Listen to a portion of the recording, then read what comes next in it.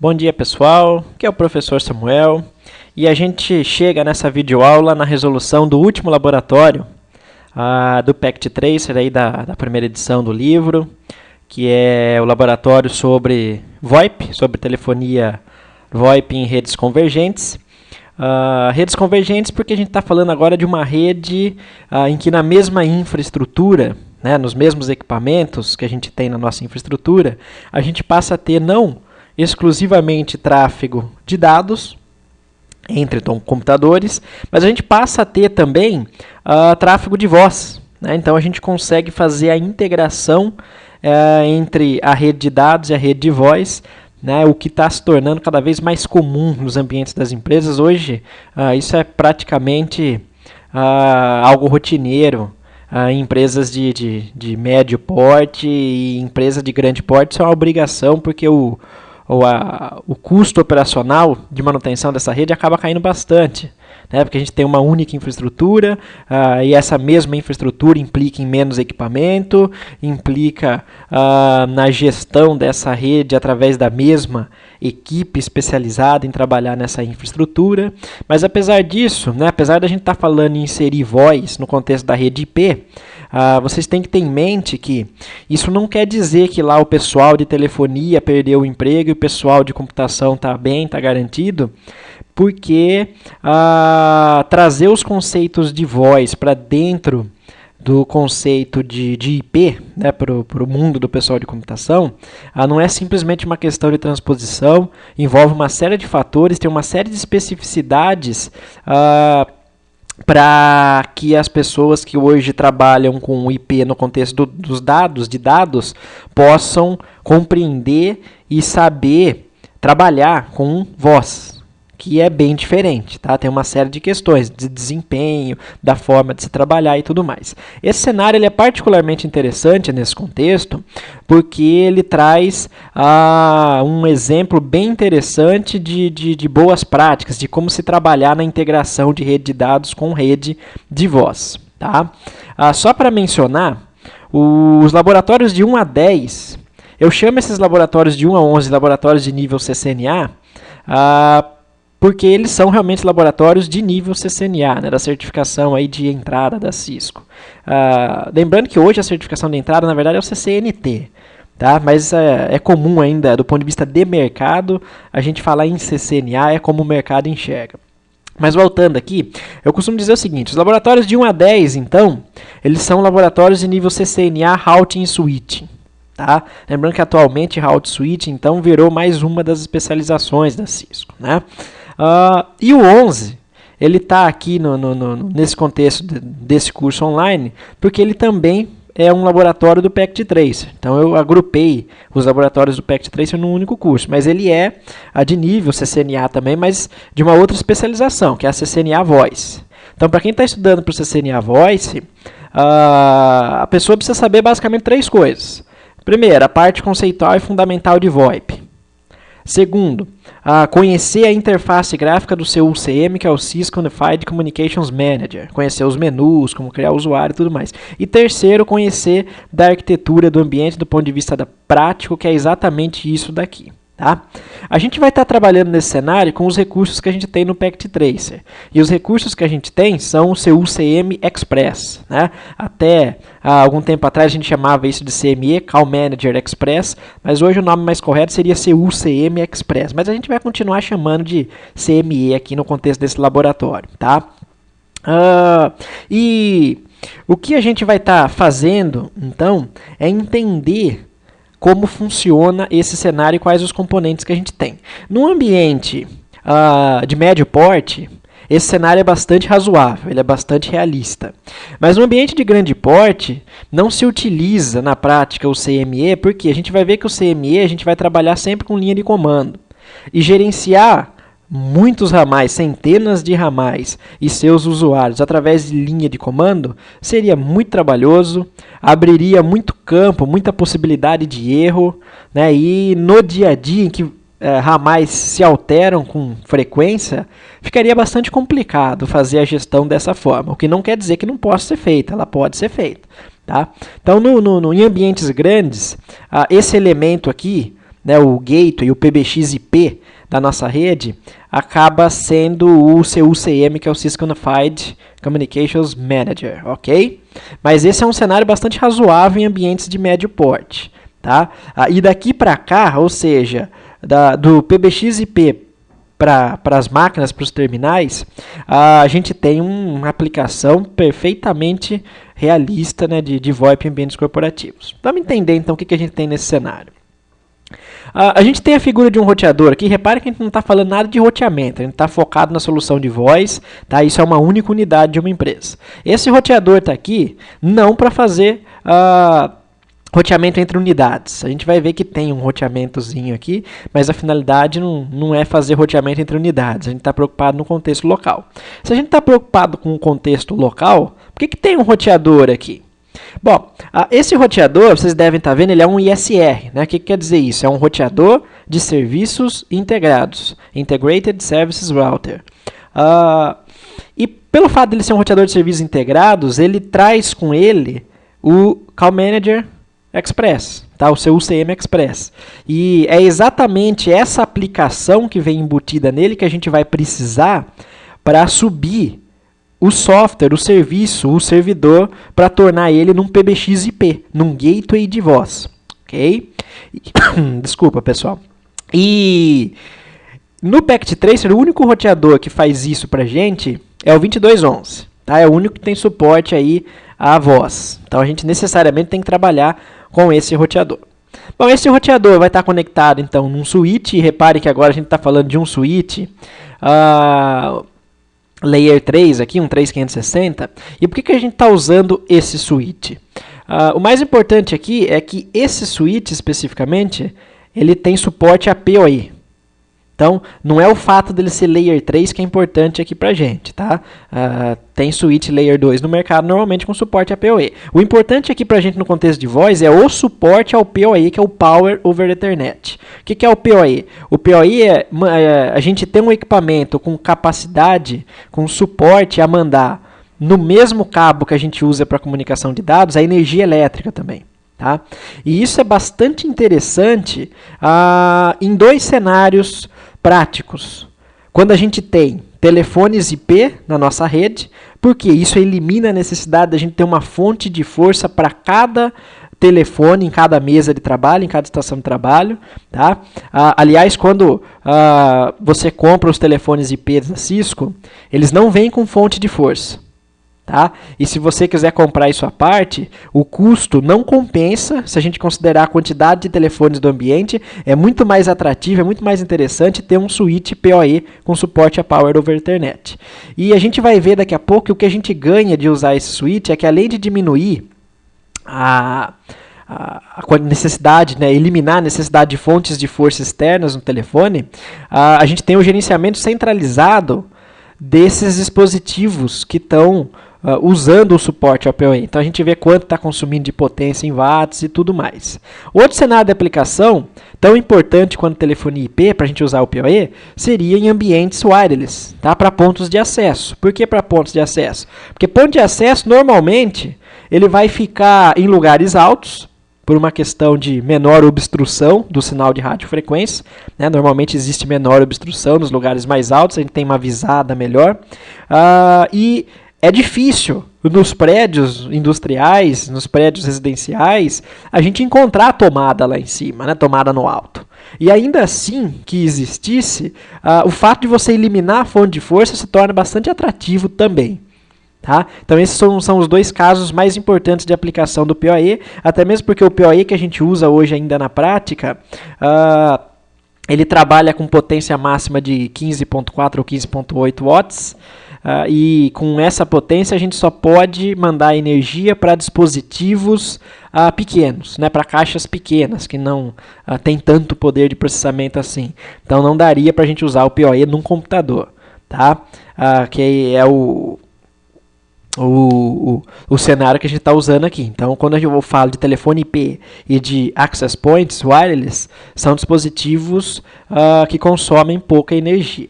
Existe um padrão de PoE, que é o padrão T, que permite o uso de 50 ou 60 watts, não me lembro de cabeça, de potência, tá? E isso não é suficiente para um computador desktop, mas é suficiente para um notebook que tem tela de LCD, que não tem muitos equipamentos que consomem muita energia, tá? Então, a gente está falando aí de logo poder usar o PoE também nos nossos notebooks. Mas, por enquanto, PoE é 15.4 watts, a gente está falando de telefone IP e ponto de acesso, basicamente, tá bom? E reparem, outra característica interessante é que os computadores da nossa rede, eles estão ligados fisicamente no telefone IP, não no switch. E isso é uma outra característica bastante interessante da solução de voz da Cisco, porque os telefones IPs da Cisco, eles são um mini switch. Tá? Eles têm aquilo que a gente chama de 3 portas. Se você olhar atrás de um telefone IP, ele tem 2 portas físicas. Vamos olhar aqui. Ele tem uma porta escrito SW, switch, que é onde a gente vai conectar o nosso telefone ao switch. Tá? É aqui que a gente liga então o equipamento da infraestrutura de rede. E ele tem uma outra porta PC, que é para a gente ligar o computador. Tá? E qual que é a vantagem de fazer isso? Bom, em redes que foram projetadas, em ambientes industriais que foram projetados anos atrás, em que VoIP não era tão popular, não houve o provisionamento de 2 cabeamentos por estação de trabalho. Então, via de regra, se você vai implantar na sua empresa uma solução de voz que não tem essa característica de permitir a conexão do computador atrás do telefone IP, e para cada estação de trabalho foi passado um único cabo, e você tem lá 100 estações de trabalho, então você tem que se preparar para reestruturar o cabeamento da empresa e passar mais 100 cabos para cada estação de trabalho, porque você vai precisar ligar o computador. E isso vai ter um alto custo de implantação, de reestruturação do cabeamento, e mais, vai implicar em custo bastante maior da necessidade de portas de um switch. Você vai precisar de mais switches, porque imagine, cada estação de trabalho aqui continua consumindo uma única porta, porque eu estou conectando o computador atrás do telefone IP. Tá? Então essa é uma solução bastante profissional, muito atrativa hoje no mercado, porque apesar da gente ter um custo maior para os telefones, esses telefones não são muito baratos, mas o benefício que você tem no todo, na hora de observar, do ponto de vista de infraestrutura, ele é bastante convidativo. Tá? Então a tecnologia acaba sendo vantajosa nesse sentido. Só fazer uma observação, então, a gente observe então que o telefone está sem fonte, ó, tá? A gente poderia conectar uma fonte externa, sem problema nenhum, mas eu vou tirar essa fonte externa, tá? Só para vocês verem. Então, reparem que os telefones sem fonte, ó, eles já estão ativos, tá? Eles já estão ligados no nosso ambiente e eles estão procurando por uma VLAN, configurando VLAN. E essa vai ser uma VLAN auxiliar de voz que eu já comento com vocês daqui a pouco. Se vocês tentarem inserir um novo telefone no ambiente de vocês vão ver que o primeiro problema que vocês vão ter, olha lá, o dispositivo precisa estar ligado, né? Você precisa fornecer energia para ele. Então a primeira coisa que vocês vão ter que fazer é inserir uma fonte de força para ele ligar. Tá?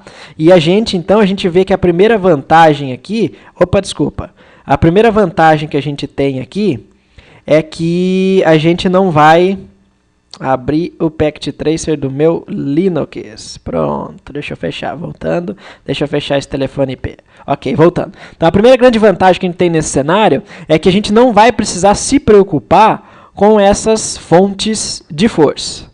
Tá? Porque a nossa rede está sendo alimentada pelo switch PoE. Claro que o switch PoE ele tem que aguentar a carga de energia elétrica de alimentação que a gente vai mandar para os telefones, e a gente pode ver isso daqui a pouco através de algum comando, eu vou mostrar para vocês.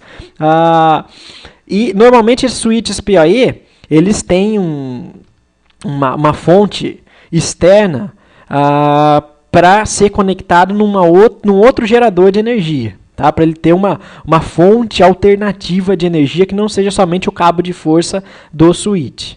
E isso é interessante para ambientes corporativos porque a gente mantém o telefone ativo. Vamos olhar então lá para o nosso switch. Né, o que a gente tem de comandos para visualizar a PoE no nosso ambiente. O primeiro deles é o Show Power Inline. Então, vamos lá. O Show Power Inline vai ser interessante para a gente, porque ele mostra a capacidade disponível de potência do nosso telefone em watts, 370, e o usado, 18.9, e o remanescente. Tá?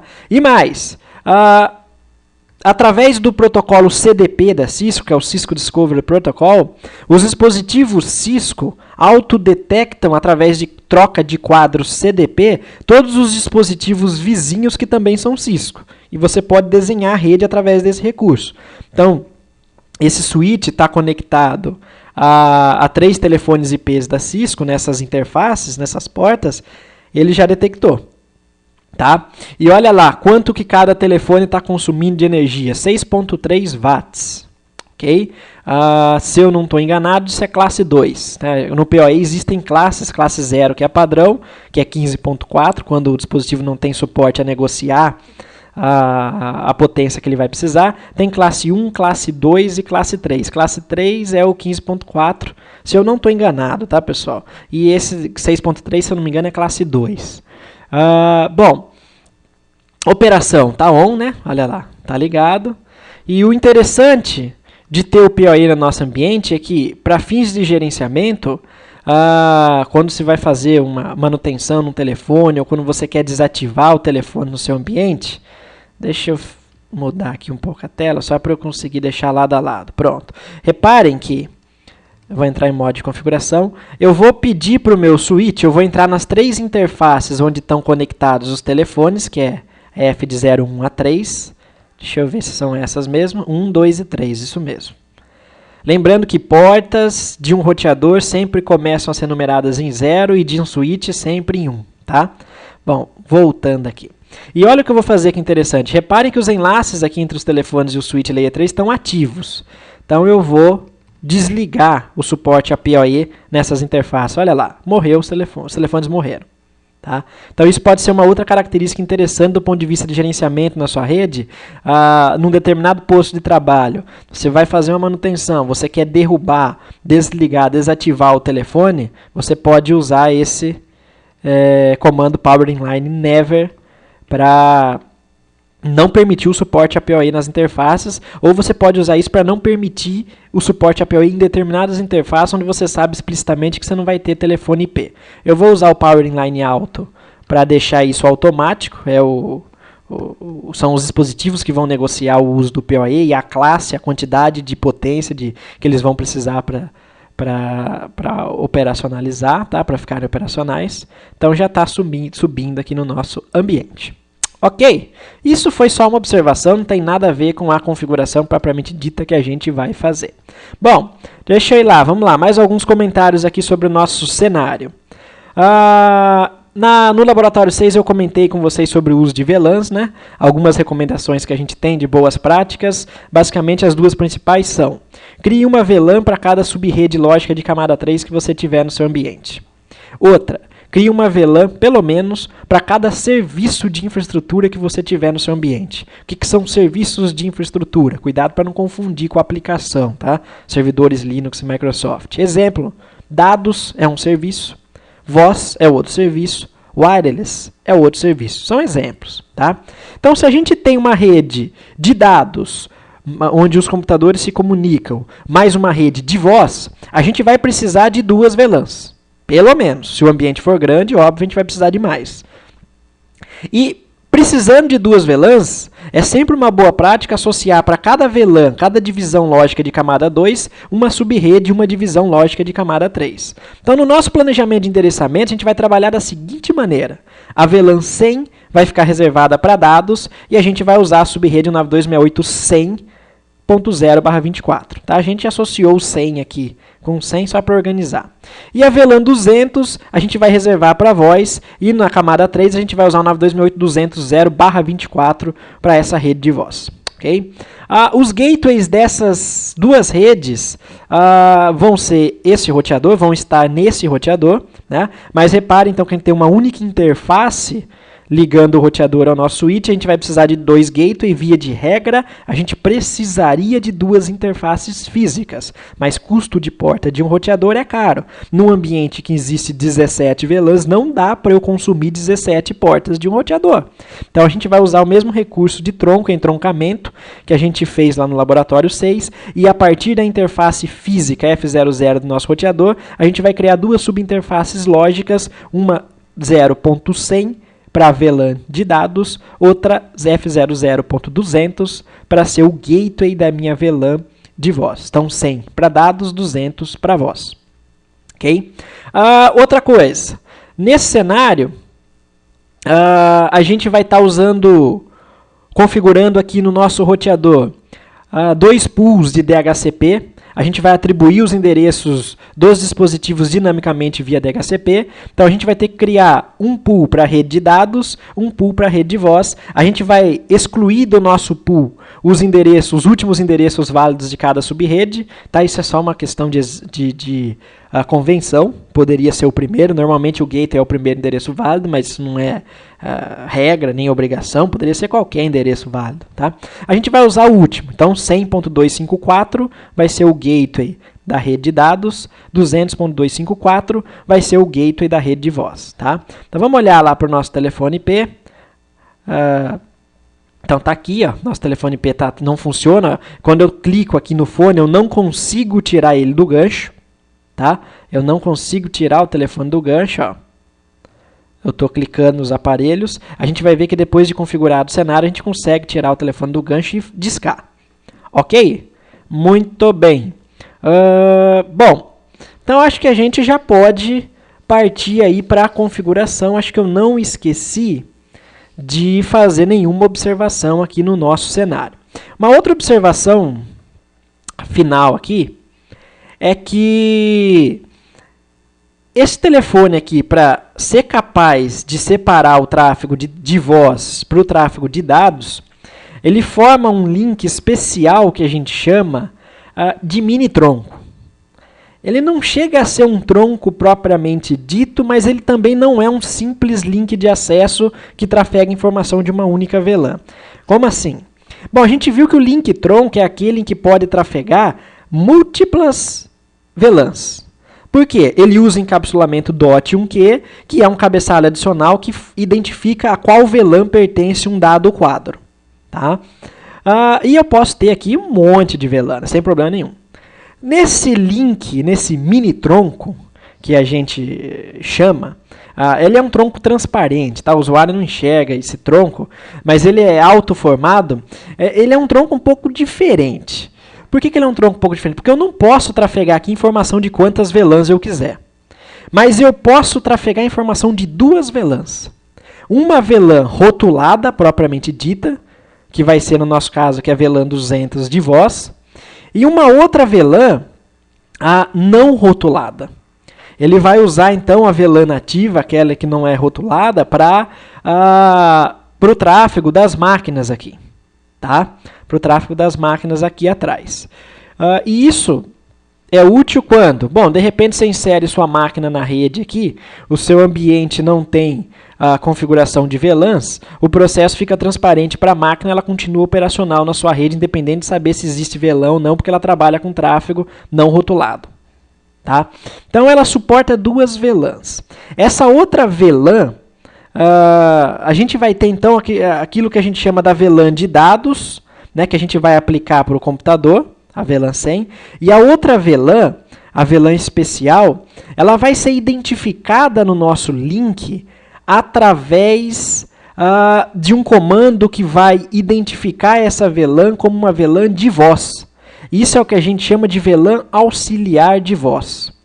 Então, existe uma exceção, a gente pode pensar assim, aquela regra de que links de acesso só podem trafegar uma única VLAN, que é quando o switch tem suporte à VLAN auxiliar de voz. A gente poderia configurar esse cenário em outros ambientes cujo equipamento de infraestrutura não tivesse suporte à VLAN auxiliar de voz, criando manualmente as 2 VLANs e guardando uma para voz e uma para dados normalmente. Mas a gente vai explorar o recurso da VLAN de voz, porque isso é uma característica atrativa da solução baseada em Cisco. Até mesmo porque se a gente faz isso, depois aplicar políticas de QoS fica mais fácil. Tá? Porque o switch já trata a VLAN auxiliar de voz com prioridade. E VLAN e tráfego de voz tem sim que ser tratado com prioridade por dois motivos. Né? Ele é um tráfego de tempo real, ou seja, se você perder sincronismo, você acaba com a aplicação. Tá? Você pode ter uma latência maior e esperar mais para receber um e-mail ou um relatório do sistema ERP. Mas você não pode esperar numa comunicação de voz. Por quê? Isso atrapalha o sincronismo. Você fala, oi, a outra pessoa não ouviu o seu oi, ela vai falar, tudo bem aí? Aí você começa a perder sincronismo. Então a aplicação de tempo real é muito sensível à latência. E a gente fala que medidas de referência são o seguinte, para a gente saber se a gente tem uma rede de voz de qualidade. Uma rede de voz cuja latência, ou seja, o atraso no envio de pacotes de uma origem para o dado destino, seja maior que 400 milissegundos, é totalmente intolerável. Então, isso não é uma rede de voz aceitável. Provavelmente, essa rede que está com essa latência já está experimentando problema de desempenho, tá? Delay, enfim. E o que a gente vai trabalhar como recomendação, aquilo que a Cisco recomenda, né?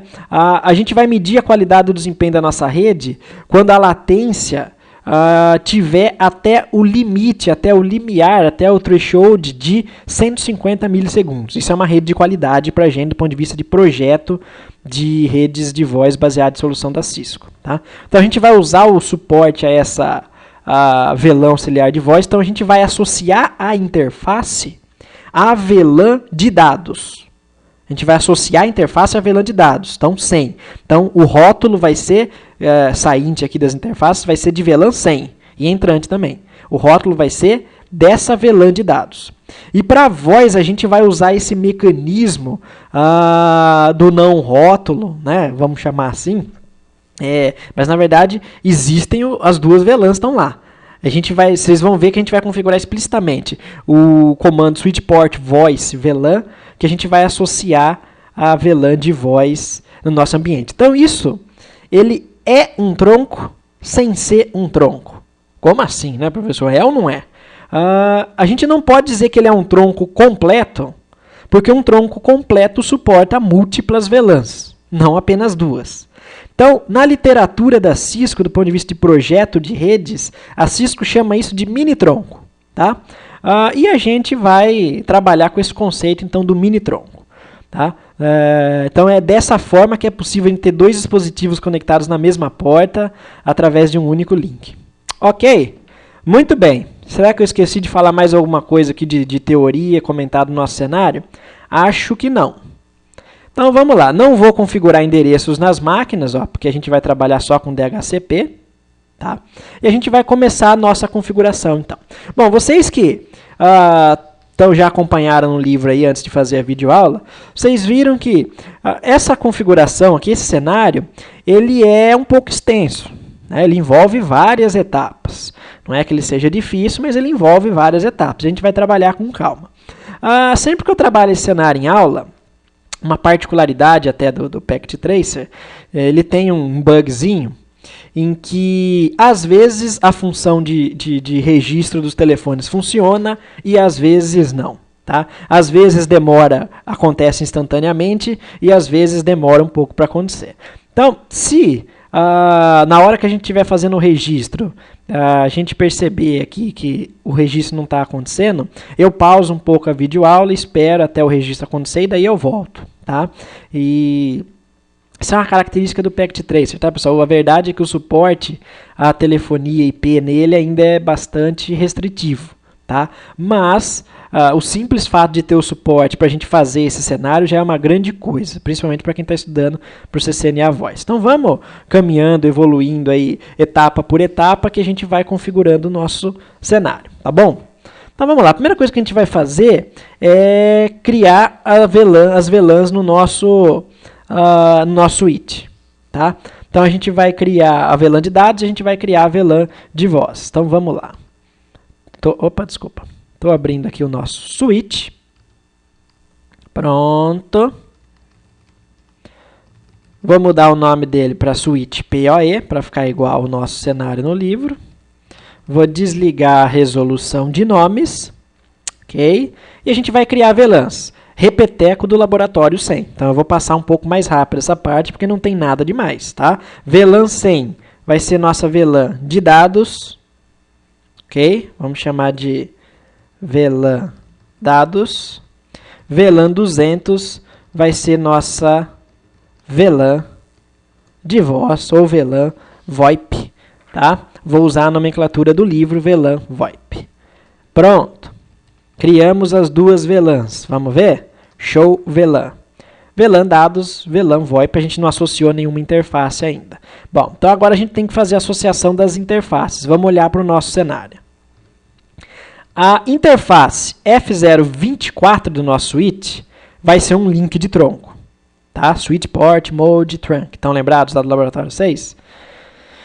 As interfaces F01, 2 e 3, elas vão ser associadas com a VLAN 100, que é a minha VLAN de dados, e simultaneamente a VLAN auxiliar de voz 200. Então, reparem que necessariamente tem que ser a VLAN auxiliar de voz. Se eu associar a interface com a VLAN 100 e depois associar com a 200, 200 vai ser uma outra VLAN convencional de acesso, ele vai fazer sobreposição. Por quê? Links de acesso só podem estar associados com uma única VLAN, exceto se essa segunda VLAN for a VLAN auxiliar de voz. E existe um outro comando para identificar que a VLAN é a VLAN auxiliar de voz.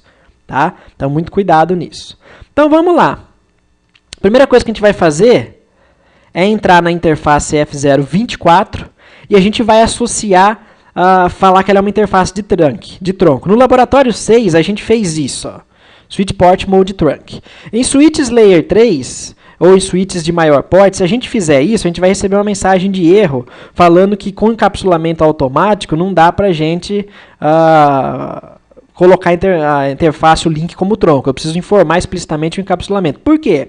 Porque além do encapsulamento padrão da indústria 802.1q, existe o ISL da Cisco, que é o Inter-Suite Link. Tá? E equipamentos de maior porte, equipamentos melhores, têm suporte a mais do que um encapsulamento, embora, para ser bem realista na prática, a gente trabalhe sempre com .1q. Então, antes de fazer isso, a gente tem que setar o encapsulamento manualmente. Para isso, a gente usa o comando switch port trunk encapsulation. Olha as opções que a gente tem. .1q. E isso daqui é mais um probleminha do Packet Tracer. Olha lá que curioso, né? No switches Layer 3 existe o suporte ao ISL, tá? E a gente vai explicitar aqui que a gente quer o .1q só para ele entender que a gente fez essa configuração. Então, embora ele mostre aqui uma única opção, num ambiente verdadeiro, você teria uma outra opção, ISL. Tá? Mas para fins desse cenário funcionar no Packet Tracer, a gente precisa explicitar manualmente o encapsulamento, porque num equipamento real a gente também precisaria fazer isso. Uma vez que a gente seta explicitamente o encapsulamento para .1q, o comando switch port mode trunk passa. E a nossa interface F024, show interface trunk, não está ativo o link, né? A gente precisa ativar o link depois aqui no roteador. Vocês vão ver que quando eu ativar o link aqui, ela automaticamente vai ser uma interface de tronco. Como é que eu faço para ver se isso está funcionando? A gente tem duas opções. Uma é o show interface trunk, que vai mostrar para a gente qual interface está em modo trunk. A outra é o show VLAN e observar se a interface não está associada com nenhuma VLAN específica. Tá? Como o link está inativo ainda na interface do roteador, eu não tenho saída do comando show interface trunk, nem a interface saiu daqui da VLAN default da VLAN 1. A hora que a gente ativar isso no roteador, vocês vão ver que a interface some das interfaces das VLANs de acesso e aparece aqui no comando show interface trunk, tá bom? Guardem isso então para vocês lembrarem depois. E agora a gente vai configurar as interfaces de F01, 2, 3 nas mesmas VLANs. Como são as mesmas VLANs, a gente pode usar o interface range para não ter que ficar repetindo a configuração em todas as portas, F01-3. Pronto, a configuração vai ser aplicada nas três interfaces simultaneamente. Então, switch port, mode, access, switch port, access, VLAN 100. O que a gente fez aqui? Associou as 3 interfaces com a VLAN de acesso. Tá? Ou seja, a VLAN 100. E agora a gente vai associar também elas com a VLAN de voz, switch port voice VLAN 200. Olha que o comando mudou. Isso quer dizer VLAN auxiliar de voz. Pronto. Tá? E uma curiosidade, né, de usar a VLAN auxiliar de voz é que ela não associa a interface aqui na VLAN que a gente criou para a voz. Não vai aparecer aqui, ó. Tá? Mas se a gente, para saber se está associado na voz, a gente dá uma olhadinha lá na running. Ó. Então a interface F01 está na VLAN 100 e na VLAN auxiliar de voz 200. 100, 200, 100, 200. Ok? E a 24, encapsulamento DOT1Q, mode trunk. Bom, até aí a gente, vou salvar, até aí a gente setou as interfaces do nosso switch nas suas respectivas VLANs, ok? Agora o que a gente tem que fazer? Bom, a primeira coisa então é preparar a infraestrutura de switches do nosso ambiente. Feito isso, basicamente o que a gente tinha que fazer de configuração do ponto de vista de switch está feito. Então o nosso switch está configurado. Agora a gente vai para a parte mais importante. Tá? Não que a configuração do switch não seja importante. Ela é tão importante quanto porque ela é o nosso ponto de conexão com o dispositivo terminal. Mas é aqui no roteador ISR, esse é o elemento que representa o nosso gateway de voz. Então é aqui que a gente vai configurar voz. Tá? O nosso PBX-IP, o software, a gente vai subir aqui. Então, o que a gente vai fazer primeiro no nosso roteador? A gente vai criar as subinterfaces lógicas e a gente vai atribuir IP para que essas interfaces possam ser os gateways das nossas 2 subredes de camada 3. Também é repeteco do que a gente fez no laboratório 6, então reparem que os laboratórios do livro eles vão evoluindo gradativamente. Tá? Hostname ISR, no IP Domain Lookup. Tá? Agora a gente vai entrar então na interface F0/0. A gente vai setar o encapsulamento para DOT1Q. Opa, desculpa. A gente vai na... Desculpa, tá errado. A gente entrou na interface física. Eu vou subir a interface física para não precisar subir depois. Poderia subir depois? Poderia. Mas agora eu vou entrar na subinterface lógica, ou seja, a gente vai criar a nossa subinterface lógica. Aqui sim, a gente vai setar o nosso encapsulamento para DOT1Q. Tá? E o mais importante, nessa associação de encapsulamento, a gente também tem que associar a subinterface com sua respectiva VLAN, 100. Então, repare, mais uma vez, lembrando do laboratório 6, esse ponto 6 é só por uma questão, ponto 100 é só por uma questão de organização. Poderia ser qualquer número aqui depois do ponto, isso é a identificação da subinterface lógica. Então, a gente entrou na interface F00, anula esse comando. A gente subiu a interface física, a gente criou uma interface lógica F0/0.100 e dentro da interface lógica a gente seta o encapsulamento para trabalhar na VLAN 100 e para ser DOT1Q, que é o mesmo encapsulamento que está configurado na interface do switch vizinho DOT1Q. Agora a gente vai atribuir o nosso IP, a gente VLAN 100 é a nossa VLAN da subrede de dados, 92.68100, a gente combinou que o gateway vai usar o último endereço válido, tá bom?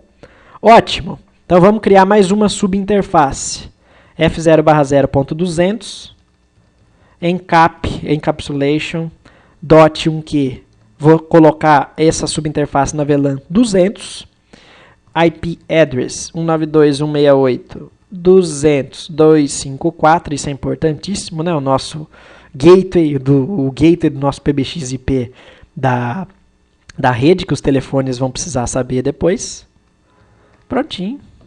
Está configurado, então, aí a primeira parte, a configuração mais básica do nosso roteador ISR. Olha lá, subinterface 0100, subinterface 0200. As duas interfaces up, tá? Vamos voltar um pouco aqui para o nosso cenário, olha lá, interface up. Agora eu vou voltar um pouco para o switch para fazer aquele show que eu comentei com vocês. Show VLAN. A interface F024 sumiu das associações com VLANs específicas, tá? Porque ela não pertence mais a uma única VLAN, ela passa a ser uma interface de tronco. Olha lá. Interface F024, encapsulamento DOT 1Q. Então a gente subiu as duas pontas, o encapsulamento DOT 1Q está acontecendo por padrão. A VLAN nativa, ou seja, aquela que tem capacidade de suportar tráfego não rotulado, é a minha VLAN 1. Tá? Muito bem. Até aqui estamos indo bem. Bom, próximo passo então. A gente precisa endereçar as máquinas da nossa rede, tá? A gente poderia atribuir IP para telefone manualmente, através da configuração no próprio telefone, mas isso não seria um negócio muito atrativo, né? Seria muito trabalhoso do ponto de vista de configuração, porque é de se esperar que a gente vai ter vários telefones no nosso ambiente. Então, do mesmo jeito que a gente usa o recurso do DHCP para atribuir endereços automaticamente nos nossos computadores, a gente vai fazer a mesma coisa com o telefone, tá? E embora esse laboratório não seja do CCNA Routing Switching, essa parte de configuração do DHCP vocês têm que saber por CCNA, tá, pessoal? É uma parte de configuração importante. Então a gente vai criar dois escopos DHCP no nosso roteador ISR e a gente vai fazer com que ele distribua o endereço na nossa rede e a gente vai ver depois se funcionou, tá bom? Então a primeira coisa que a gente tem que fazer, modo de configuração, antes de criar o escopo propriamente dito, é já informar para o nosso dispositivo que vai ser um servidor DHCP, quais são os endereços que a gente não quer que participem do processo de leasing, de distribuição. Então, IP DHCP excluded excluded address, 192.168.100.254, tá? A gente vai excluir esse endereço do nosso escopo, tá bom? Pronto. Eu poderia configurar já os dois escopos de uma vez só para ir mais rápido, mas eu vou fazer por parte só para ficar claro para vocês como que se configura um escopo e depois eu vou fazer o outro, tá? Então, primeiro, então a gente está falando só de criar um escopo DHCP para a subrede 100. Esquece a 200 de telefone agora. Vamos falar só de computador agora, tá? Agora a gente vai criar o pool propriamente dito. Então, pool, que vai ser o que a gente vai chamar de DHCP dados, ou seja, vai ser o intervalo de endereços válidos para a nossa rede de dados. Isso é um nome, DHCP dados. Tá? Pronto, a gente entrou em submodo de configuração do DHCP. A gente vai colocar como endereços válidos para distribuição todos aqueles da rede 192.168.100/24, ou seja, de 192.168.101 a 192.168 100.254, só que a gente excluiu o 254 aqui, então até 253. Tá? Se vocês quisessem informar um intervalo de endereços, vocês podem também, ao invés de colocar o endereço da rede, aliás, você coloca o endereço da rede aqui, mas você pode excluir aqui em cima um intervalo, não um único endereço. Então, por exemplo, eu usei IP DHCP excluded address 192.168.100.254, tirei esse endereço do pool. Vamos supor que eu quero tirar do meu pool os endereços de 192.168.101 a 192.168.100.11, onde eu reservei para servidores, roteadores, enfim. O comando seria IP DHCP excluded address 192.168.100.1 espaço 192.168.100.11. Isso é um intervalo de endereços que a gente vai estar excluindo. Tá? Aqui a gente vai sempre formar um endereço de rede. Pronto. Algumas informações importantes que a gente vai precisar. Primeiro, falar quem vai ser o gateway da rede. A gente usa o comando default router para isso. Então, o default router dessa rede vai ser o 192.168.100.254. E existem outros comandos que a gente poderia usar, né? O option, que são as informações de opções do DHCP. Através das opções do DHCP, a gente pode informar vários endereços. Por exemplo, uma controladora wireless, um servidor de TFTP, uma série de informações. Tem também a opção do DNS, tá? para já configurar o DNS para nossa rede. A gente aqui vai estar trabalhando só com conectividade, ping, então default router para a gente vai ser suficiente. Mas no ambiente real, com certeza você vai precisar informar pelo menos mais o DNS server para sua rede. Tá? Tem nome de domínio, enfim, uma série de outras informações. O básico e o mais importante para o ambiente funcionar. Isso daqui, tá? Para o ambiente funcionar.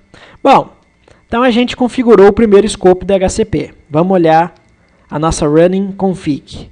Olha lá, existe um escopo DHCP criado. Então ele está distribuindo endereços dentro da rede 100.0/24, exceto os que eu informei no comando de exclusão. E o gateway vai ser esse daqui. Tá? A partir desse ponto, as máquinas da minha rede, elas, olha lá, já têm capacidade de receber o IP por DHCP. Ó. Elas já receberam um endereço por DHCP. Tá? Então, se a gente pingar o nosso gateway, resposta. Então, as máquinas receberam endereço por DHCP. Isso é um indicativo de que a gente está fazendo tudo certo. O telefone, por sua vez, ó, ele não tem endereço, ele não tem gateway, né? Ó, ele está parado. Ele não recebeu endereço. Só de vir com o mouse aqui em cima do telefone a gente vê essas informações. Bom, então vamos criar lá o segundo escopo. Tá? E essa é a parte em que às vezes o Packet Tracer já começa a dar alguns probleminhas em relação ao tempo de resposta com o nosso telefone IP. Tá? Vamos fazer nas configurações e aí a gente vai checando parte a parte à medida que a gente faz para ver se vai correr tudo bem com a gente. Bom, então vamos lá. A gente vai fazer a DHCP, eu estou inventando protocolo novo aqui, né? A gente vai fazer a exclusão do endereço que vai ser o gateway dos telefones IPs, porque se esse endereço for atribuído para algum telefone, de novo eu estou inventando protocolo. DHCP. Porque se esse endereço for atribuído para um telefone, a gente vai ter problema na rede. Tá? Vou criar um pool que eu vou chamar de DHCP VoIP. Pronto, esses vão ser os endereços do meu telefone IP. Que vão ser endereços da rede 200.0/24, cujo default router, ou seja, gateway dos telefones IPs, será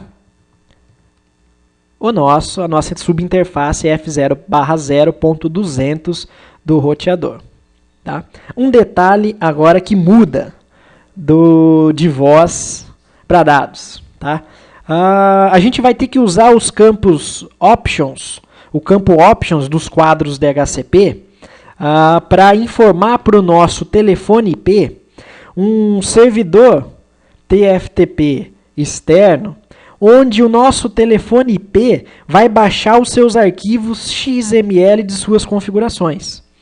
Porque a partir do momento que a gente usa o Call Manager na nossa rede, as configurações todas vão ser feitas nesse servidor. Seja ele um servidor externo só para esse fim, uma máquina, tá? Ele é um software Linux-based, ou no caso do Express, é uma aplicação embutida no roteador, que é o nosso caso, e o gerenciamento vai ser feito pelo ISR. Então, o telefone IP tem que saber onde buscar essas configurações, onde buscar suas imagens para habilitar a operação do sistema do telefone também na rede. E no caso do Call Manager Express, essa máquina externa, entre aspas, onde vão estar os arquivos de configuração, as imagens do telefone e tudo mais, são o próprio roteador ISR. Tá? Claro, você tem que checar, confirmar que a versão adequada está instalada lá no seu telefone IP. Aí você dá uma olhadinha nos modelos de roteador, modelo de telefone IP que você está usando. A gente informa isso para o nosso telefone através da opção 150. Então, sempre a opção. Existem várias opções no mercado para várias soluções, tá, pessoal? Existem várias opções, 66, são várias as opções. Então, a opção 150 é aquela que vai informar para o nosso telefone IP. Ó, telefone IP. Esse IP aqui, 192.168.254, é onde você vai buscar seus arquivos de configuração e suas imagens atualizadas. Tá? Pronto. Sem esse comando, a configuração não funciona no nosso ambiente, tá, pessoal?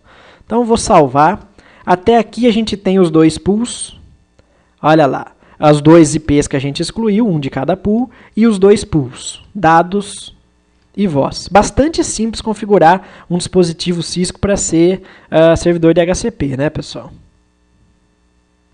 Prontinho.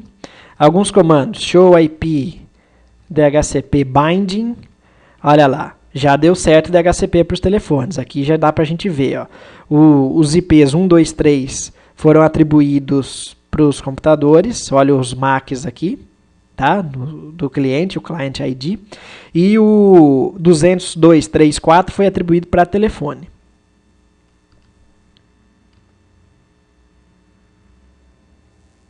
Deixa eu arrumar a tela.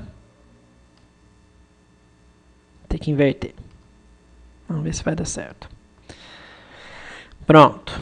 Então, olha lá, vamos pensar. A máquina que está com 101 é o MAC address final AD6Z. Vamos ver quem é o 101. É o próprio, né? Olha lá o final MAC dele. Deixa eu ver se eu vou conseguir exibir. Ótimo, é isso que eu queria. Então, olha lá. IP 192.68.101, MAC AD6Z no final. Então, tá tudo certo. Gateway 100.254. Tá? Vamos pegar um telefone IP aqui. IP é 192.68.202, MAC final 347A. 202.347A. 202.347A tá batendo a informação de leasing, tem que bater mesmo, senão não faz sentido. Gateway configurado. Então, nosso telefone IP já tem um IP. Tá? Os telefones têm IP. E olha que ele saiu do status configurando VLAN, porque foi para VLAN auxiliar de voz, configurando IP, porque recebeu um IP, e foi para o status configurando Call Manager List. Ou seja, agora é a hora, eu continuo não conseguindo tirar ele do gancho. Agora é a hora em que a gente vai atribuir um ramal para o nosso telefone. Tá? Então agora a gente precisa configurar e atribuir o ramal para o nosso telefone. Bom, até aqui a gente está caminhando bem, sem bug nenhum, tudo funcionando otimamente. Tá? Agora a gente vai para a configuração chave do nosso ambiente, né? Até agora a gente preparou todo o ambiente para telefonia IP, criamos as VLANs, as subredes, atribuímos os endereços, criamos o entroncamento, as subinterfaces lógicas, tá? Mas até agora não existe efetivamente um PBX IP na nossa rede. Não existe nenhum software gerenciando ramais, gerenciando chamadas. E a gente vai subir esse serviço no nosso roteador ISR através do Telephone Service, tá? Serviço de telefonia. Então, como é que a gente vai fazer, o que a gente vai ter de configurações no nosso ambiente? Primeiro, a gente precisa setar o máximo de telefones IP que a gente pode ter na rede, e para o iOS da Cisco a nomenclatura certa é ePhones, de Ethernet Phone, telefone Ethernet, tá? E o máximo de ramais que a gente vai ter, que na nossa nomenclatura aqui da Cisco vai ser DN, Director Number. Então, o número de diretório basicamente vai ser um ramal para a gente. Tá? Então, eu vou entrar no modo Telephone Service. Olha lá que a gente cai no submodo de configuração de serviço de telefonia. No Packet Tracer, só o 2211 tem esse suporte. Tá? E vou informar que eu não estou subindo ainda o PBX IP. Eu só estou informando que o limite de telefone IP, telefone Ethernet na linguagem da Cisco que eu posso ter, são 10. E de ramais são 10. Então, Max DN, só posso ter 10 ramais. Max de fones, só posso ter 10 telefones. Lembrando que eu não preciso ter uma associação direta de 1 para 1. Eu posso ter um telefone com mais de um ramal. Por exemplo, quando eu tenho alguns serviços de espera, chamada que eu posso deixar no segundo plano para transferir para uma outra pessoa. Enfim, tem várias opções. Eu não vou focar nesses outros serviços que a gente poderia ter, eu vou focar na resolução do laboratório, pessoal. Mas, depois, entrem aqui no meu blog, tá? Só para quem é mais curioso aí com a parte de telefonia IP, escrevam lá na pesquisa VoIP. VoIP não. Voz. Telefonia. Escrevam telefonia na busca. E leiam esse artigo. Telefonia IP da Cisco em médias empresas. Olha lá. Tá? E nesse artigo, basicamente eu falo desse cenário, mas eu coloco aqui uma comunicação com a rede externa, como seria a configuração não só da rede digital, mas a rede analógica, a integração desse serviço. Por que eu não faço isso no laboratório com vocês no Packet Tracer? Porque o Packet Tracer não suporta essa integração. Tá? Pelo menos não por enquanto. Mas como os alunos sempre perguntam em aula para mim como seria essa integração, eu escrevi esse artigo justamente para mostrar esses exemplos de configuração. Tá? E isso daqui é importante para quem está estudando para o CCNA Voice. Okay? Para o CCNA Route Switching não, mas para o Voice é. E aqui eu falo de vários desses serviços que a gente pode ter. Então eu recomendo que vocês deem uma lida nesse artigo, porque ele complementa a teoria por trás do laboratório de hoje. Eu vou focar no laboratório, tá? Para a gente não perder aqui a nossa linha de execução. Esse agora é o comando mais importante de todos, porque é esse comando que vai subir o serviço de gateway de voz, ou seja, o PBX-IP, o software que vai gerenciar controle de sessão e controle de ramais. Então o comando é IP Source Address, ou seja, o endereço da origem do meu serviço de voz, tá? Do meu aplicativo de voz, do meu PBX-IP. E no caso do meu roteador ISR, esse elemento é o próprio roteador ISR. Mas no ambiente maior, no ambiente real, poderia ser um servidor externo rodando, por exemplo, o CUCM, o Cisco Unified Communications Manager. Tá? Em ambientes grandes é assim que se faz, não é o ISR que se usa. Mas para ambientes de médio porte, o ISR, o Express pode ser suficiente e ter um custo-benefício bastante convidativo. Tá? E o mais importante também é informar uma porta onde essa aplicação vai ser executada. Vou colocar na porta 2000. Tá? Bom, eu vou pedir o autorregistro dos telefones. Esse é um recurso que às vezes no Packet Tracer funciona bem, às vezes não funciona bem. Vamos ver como é que vai ser aqui com a gente nesse caso específico. Tá? O autorregistro é para falar para os meus telefones se autorregistrarem no meu serviço de PBX-IP que eu subi. Qual a vantagem disso? A vantagem disso é que os telefones vão se auto-anunciar para o meu PBX-IP e o meu arquivo de configuração vai receber automaticamente todos os telefones que eu tenho conectados no ambiente e seu endereço MAC. Tá? Vamos ver o que a gente tem até aqui. Interface. A gente já não teve o autorregistro, tá? Show e fones. Opa, desculpa. Show e fone. Show e fone. Ainda não. Os telefones ainda não se registraram no nosso Cisco Unified Call Manager. Eu vou gerar algum tráfego aqui na nossa rede para ver se eu forço eles a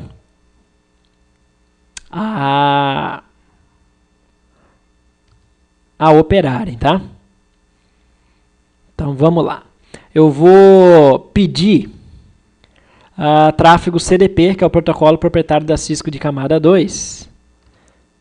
Pronto, deixa eles trabalharem um pouco. Então os nossos dispositivos já estão se apresentando para a rede via CDP, tá? Ó, CDP Frame, quadro CDP, que é um quadro proprietário da Cisco, é um protocolo proprietário da Cisco. Deixa eles aí, ó, o computador não reconheceu esse quadro, porque ele não é um dispositivo Cisco. Vamos lá, deixa eu agilizar a coisa aqui.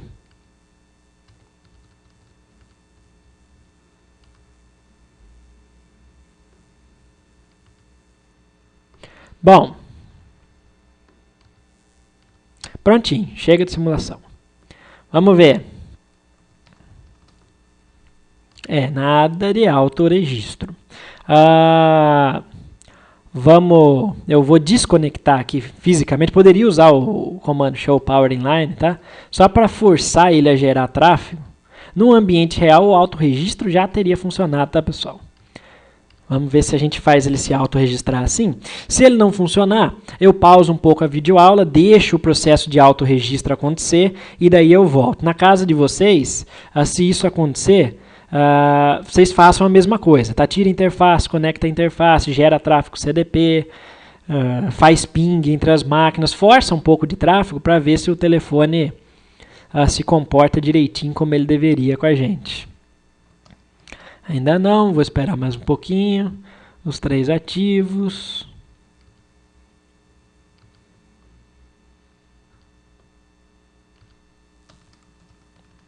Ainda não. Então eu vou pausar um pouco, pessoal, e daí eu volto assim que o registro tiver acontecido, tá bom? Prontinho, pessoal. Então olha lá, eu esperei um pouco, o autorregistro aconteceu. Desativem e se vocês tiverem esse mesmo problema, desativem e reativem a interface física do nosso roteador também, tá? Foi o que eu fiz.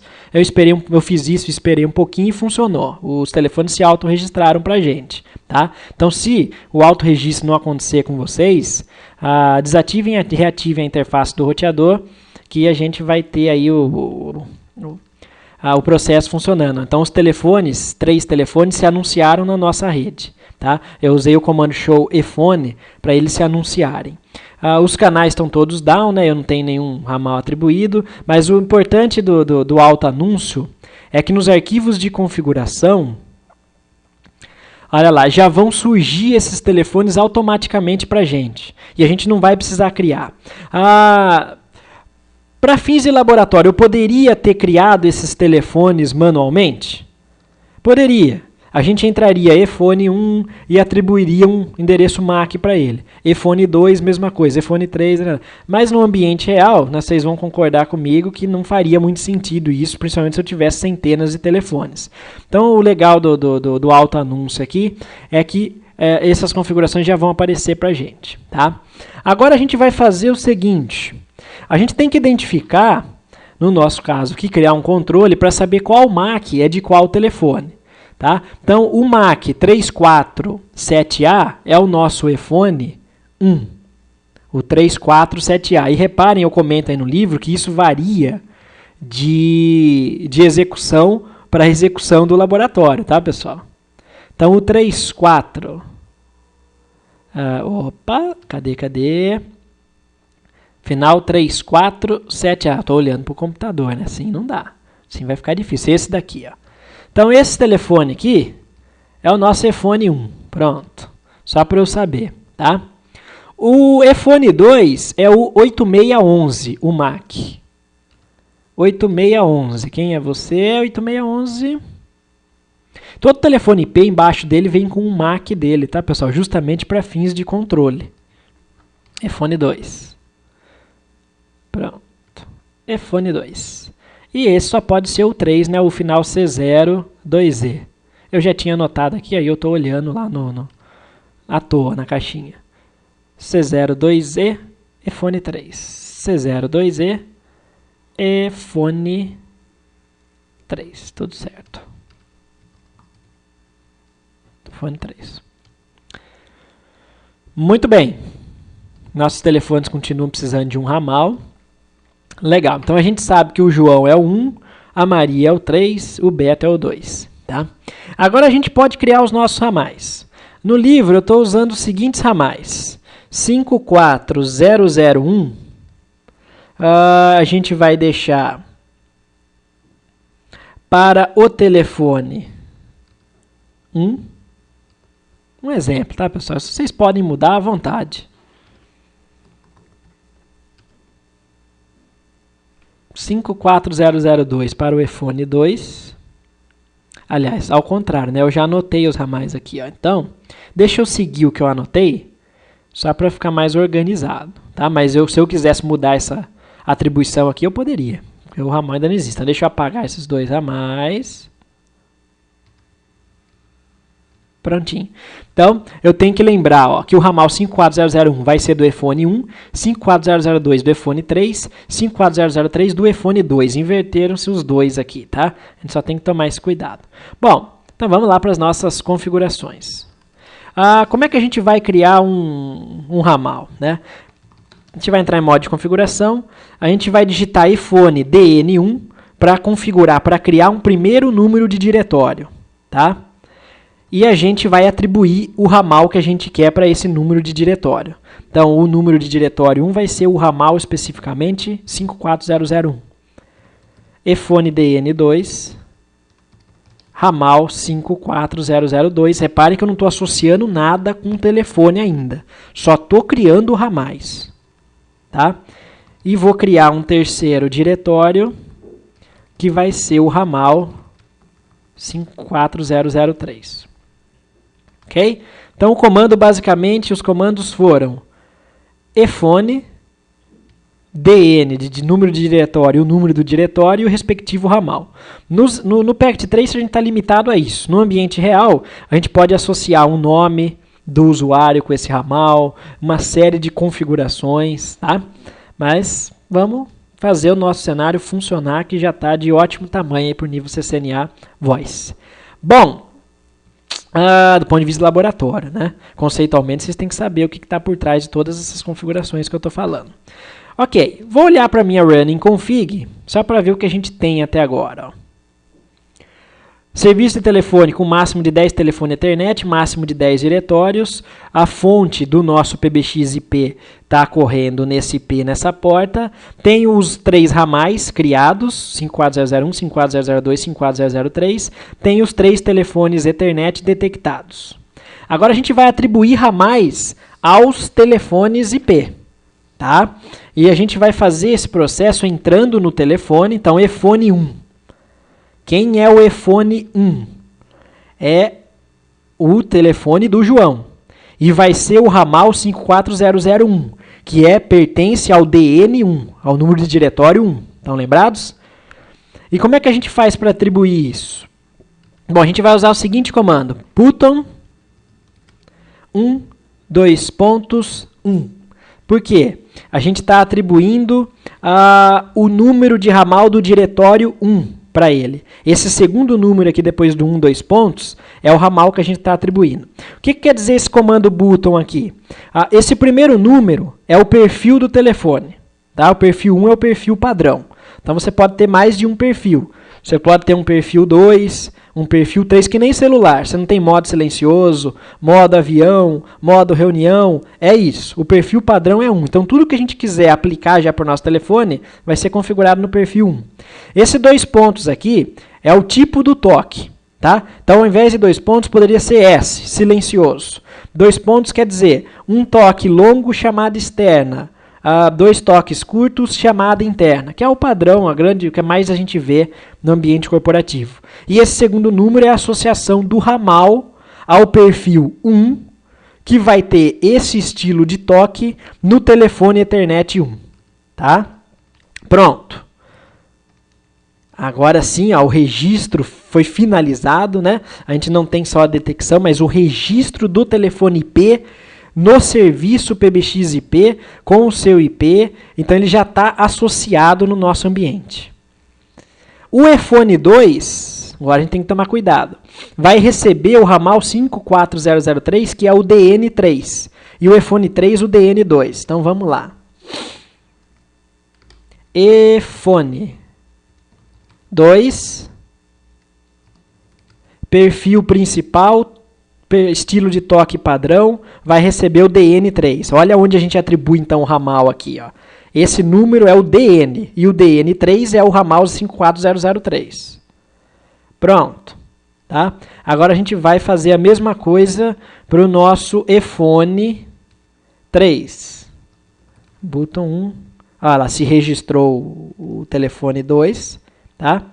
Então, ó, só para a gente recapitular, EFONE 3, button 1. Vou atribuir o ramal 54002. Salvo.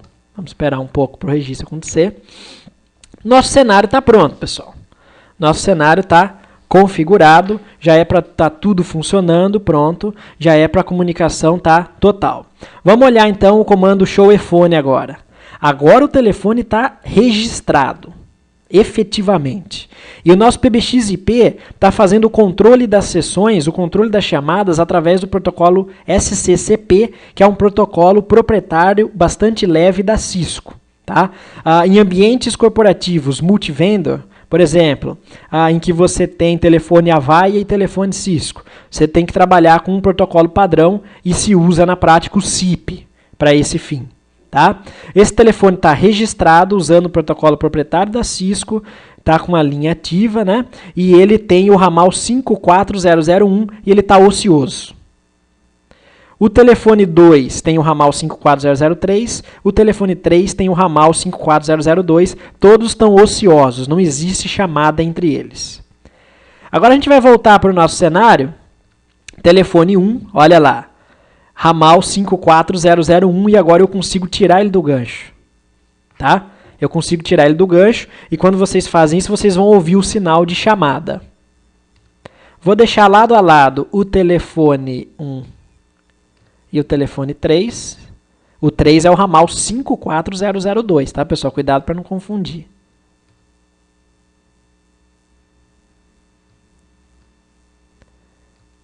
Pronto, consegui. Ok.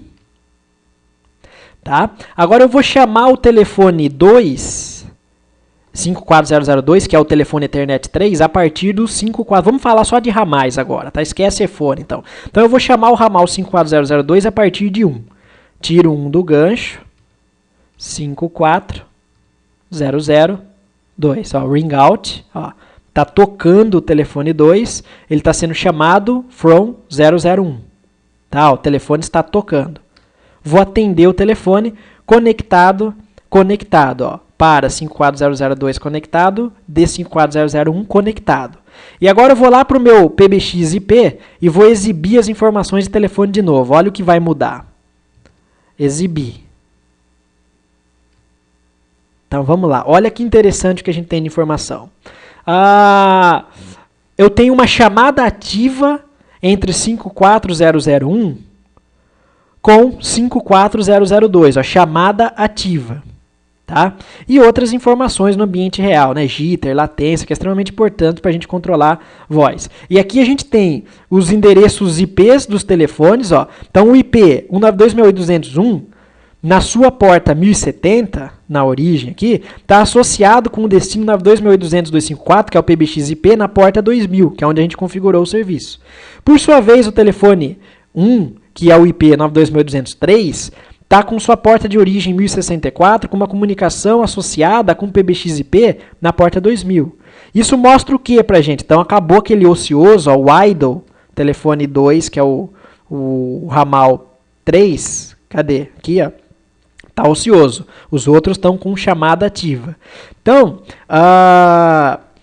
o que acontece? Nunca a comunicação entre os dois telefones IPs acontece diretamente, vou fechar a chamada, entre eles. Sempre é o roteador IP, o PBX IP, que nesse cenário é o roteador ISR, que está intermediando essa comunicação através de protocolos de controle de sessão, como, por exemplo, o SIP no ambiente aberto, padronizado, no nosso caso é SCCP, é sempre o PBX-IP que está gerenciando o controle dessas chamadas, o toque, o ocupado, os serviços, tá? E aqui fica claro para a gente, então, desculpa, pessoal, esse mecanismo aí da telefonia VoIP. Tá ok, pessoal? Bom, então agora, mais uma vez, se eu listar, os telefones todos vão estar ociosos, idle. Tá? E o cenário está configurado, está funcionando. Então, uma última, né, observação, mais uma vez, quando vocês estiverem fazendo o laboratório, tenham um pouquinho de paciência aí com o processo do registro dos telefones, não o registro completo, a detecção, vamos chamar melhor do que registro, né? O nome registro é errado. A detecção dos telefones, tá? Porque Packet Tracer tem esse probleminha. E se o problema persistir, não fique preocupado. Só para o laboratório funcionar, para vocês enxergarem esse processo de comunicação, criem os telefones manualmente. Então vai lá no roteador ISR eFone 1. Entrou no eFone, modo de configuração do telefone internet, MAC address 00D0.BAA.3, eFone 3, MAC address, tananã. eFone 2. Crie manualmente, porque o resultado final vai ser exatamente o mesmo. Tá bom? Então essa foi a resolução do laboratório 11, pessoal. Espero que vocês tenham gostado. E a gente encerra então a resolução dos 11 laboratórios do livro com esse. Um abraço, tchau, tchau.